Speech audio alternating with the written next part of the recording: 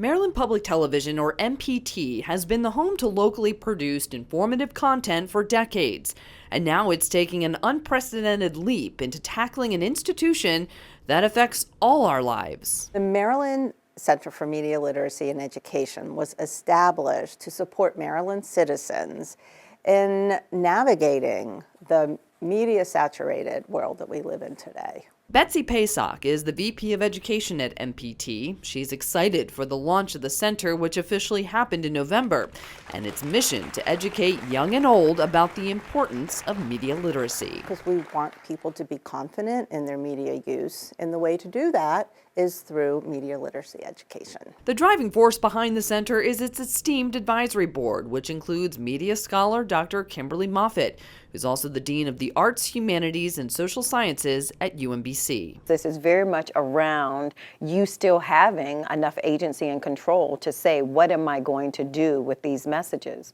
But it does require you to do some work. That work, says Kimberly, is taking the time to evaluate and analyze the media being consumed, asking questions, and engaging in a range of media to make well-informed decisions.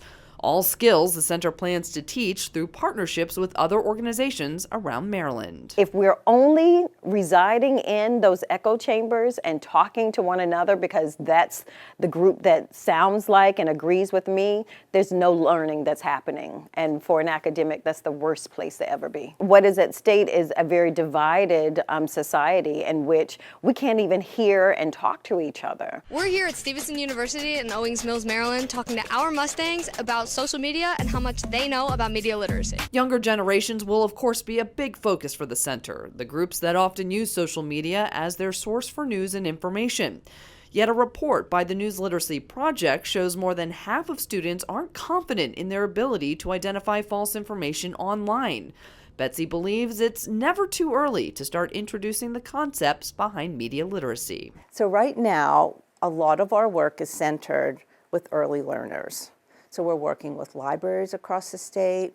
We're building a network of who we call ELMA, our Early Learning Media Ambassadors. And we have a training model where we're training others to help deliver workshops. If they are more critical about the way they're consuming media, they'll grow up to have better habits. Both Betsy and Kimberly acknowledge the fast pace and complexity of media, making it virtually impossible to keep up with every new technology and its flaws.